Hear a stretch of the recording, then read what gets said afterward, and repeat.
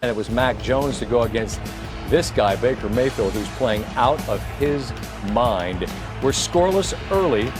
Jones, pick.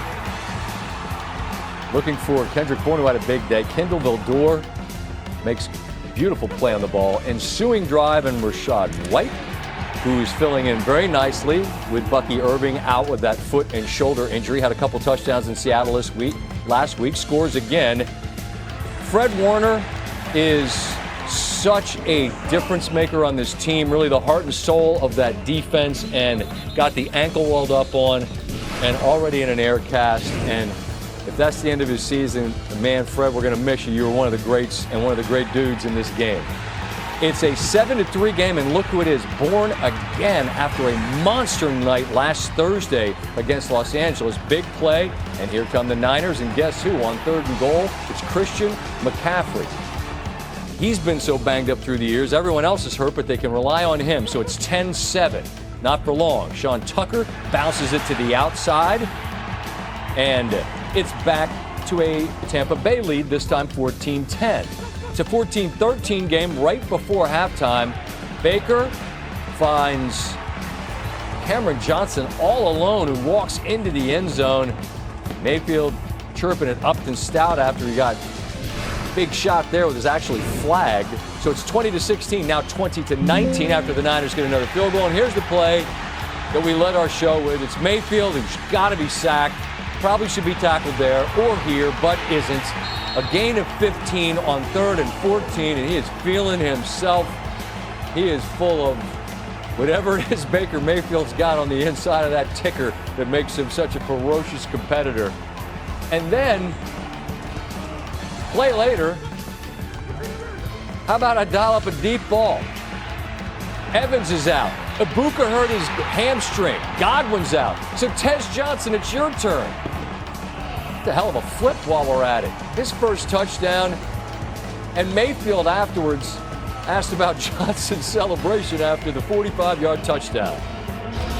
I mean, if I weighed 142 pounds, I'd probably be able to fly too, but I haven't weighed that since probably 6th grade. The game, though, is still in the balance, and San Francisco on 4th and 5. Jones looking for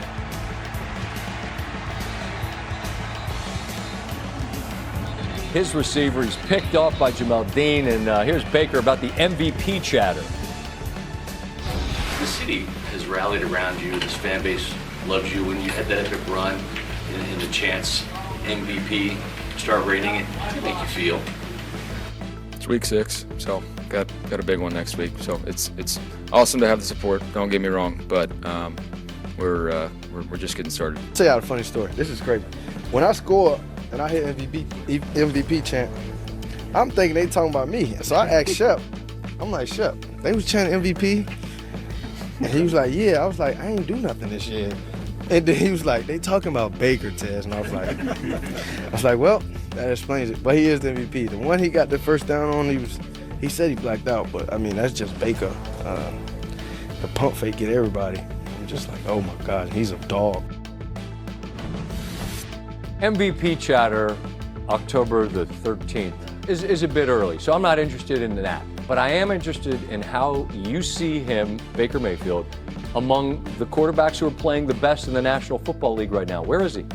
I think the best thing you can ever say about a quarterback. Team, for whatever reason, like we're going to talk about this team and that team that have earned it through the years. All the Bucs do is go to the playoffs every year since he's been there, and they've got the best record in the NFC right now. And yeah, Baker's good, but you're not going to win every single game if you don't have some studs on the other side. What's their defense doing right now? Well, and Todd Bowles is great. And a lot of people talk about he's confusing. He does a lot of things to trick you. And it worked today against San Francisco. You know, he doesn't do the same thing over and over again. Here's a good example. Early in the game, they're going to blitz Mac Jones from the right. Looks like single high coverage, but they're going to trap the hot, which is why the corner is looking inside and driving on the route. And really, they just fool Mac Jones. They fool him, he picks it off. Really should be run back for a score, but he trips. And there was things that were confusing all game long. 6 guys walked up to the line of scrimmage. They end up bailing out. It's 3rd and 5, and so now 3rd and 5, you're flooding zones. Flood those zones. Next thing you know, sack because Vita Vea and a 3-man rush gets home. And then you get an overload blitz. Basically, you don't slide the protection the right way, and so now you've got a free runner because things aren't communicated properly. That is Todd Bowles in a nutshell, basically in 3 plays to represent what he typically does in a game, where there's a number of different things that confuse you. It isn't always the same thing. And you look at some of the divisions in the NFL where top to bottom, maybe the NFC West, I'd say, really competitive. They have 5 games remaining with the NFC South. Atlanta at home, and then 2 each with Carolina, who's pretty mercurial, and then New Orleans. So, I mean, they got some games they can win. We're early for MVP. We're early for 1 seed. But if I'm in that locker room saying, hey, guys, hey, that's in play. Monday Night Football next week, 4-2 Detroit, 5-1 Tampa Bay. They are the 1 seed. It's too early, but that's where they are for the moment. More to come from Tim on another quarterback from Baker's draft class. That is on the way. So, too, is more from Kansas City, where the Chiefs shake off the Monday loss in Jacksonville with a big win at home over Detroit. And Rico Dowdle told his former squad to buckle up. Then he went out and did his thing. Plus, James Franklin's era in Happy Valley is over. How the weight of it, buddy, you are earning your keep. Bouncing around all over the country, some very ambitious travel hours, so thank you for being here. Patrick Mahomes has always been very, very difficult to defend. But what did the Chiefs do on Sunday against the Lions that was maybe unique that no one else would or could do? I just think that there's always wrinkles in their offense. That's the brilliance of Andy Reid. Mahomes is hard, just drop it back. He could scramble, he could throw the ball off platform, all that stuff. But here's what they did down on the goal line. They're going to work a double team on Aiden Hutchinson. And then what's going to happen is Pacheco's going to step this way. Mahomes is going to open up that way. That's going to get influence on this linebacker. And then what they end up doing off of this is they end up running speed option. So Mahomes is going to come back. Pacheco's going to wind back. And as we play this forward, when you're the Lions, you're not thinking, oh, here comes Mahomes running the option on the goal line. You play option football, you need somebody's got the pitch, somebody's got the quarterback. Well, that's not what you're working on all week, which is why it's a walk-in touchdown. So that's one area. Then how about the RPO game? So a lot of times when you run RPOs, if you're throwing the pass option to the slot side, the back, instead of being offset, is usually this side. The reason being is when you turn to the back, you have vision to this area where you're maybe throwing the RPO.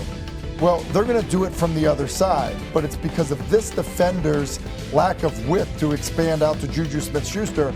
Watch Mahomes get this football out.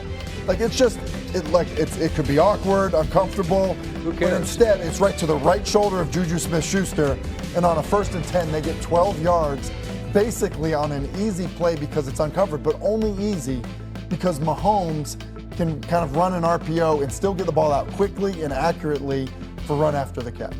Our producer and director are going to get mad at me because I don't know if we have videotape to support this, but explain for the folks at home that might not have heard Mike Tirico and Chris Collinsworth explain why the touchdown that Goff got on the very first drive for Detroit wasn't a touchdown. So when you are under center, you can then not receive a pass. Right. So if Goff had lined up in shotgun, would have been fine. Then he's fine. He can go out for a pass. Or if he's under center, moves from under center, and then gets set, then he can go out and receive a pass because he wouldn't be lined up, under center right prior to the ball being snapped. So it's a little rule thing that, quite frankly, I don't know, based on the reaction from the Lions, if they were fully aware that was going to be a problem. I feel like they do so much creative stuff. I think back to what happened a couple years ago down at Dallas, where it's like they practice stuff, and I'm sure they would have vetted it, right? Because they're way too smart not to. But it was interesting in real time to see when it got called that they seemed to think it shouldn't have been. Yeah, they were confused by it. I think, I don't think Andy was confused by it because he was looking at it. They end up getting it right. What's interesting about that drive, 10 run plays and 2 trick plays, basically. Right. That was Detroit's plan. And this was a night where clearly both sides are not going to settle for 3 if they don't have to, and they're going to go for it on 4th downs. And really, it ends up being a 13-point game. But as much as anything, it's that Detroit missed a couple of chances to get 3 instead of 6, and they missed a 4th down that was huge in the middle there. And I think really that's the difference in this game, isn't it? Margin for error. You go play a really good team in their building. The margin for error is small. So you just think about some of the mistakes. This one here, if Goff just gets set for 1 second, not behind the center, that's 7 points, not 3. There's a difference there. So when you think of the drop by Amon-Ra St. Brown on 4th down, look, they blitzed them. They had a great call on. The ball was right at his belt. Should catch it. You get a PI or a defensive holding call, on third down that keeps Kansas City on the field. It could just be 3 plays that don't go your way. That really can be the difference in the football game. One last quick thought on this. We talked about it with Travis a little bit. And you and I, as we watch this, you think about the personnel groupings and the options that Reed and the Chiefs have. And you add Rashee Rice to that. And this team that looked, I don't know what's wrong. It's going to look like a completely different team. Well, and I think they think they're way better than they were a year ago. Up front, skill positions, all of it. So, and Rashee Rice is another magnifier, just another huge option and the best wide receiver they've got. Tim, we will continue the conversation with you in just a minute. Like right after this highlight. You got a pair of 4-1 teams, although San Francisco is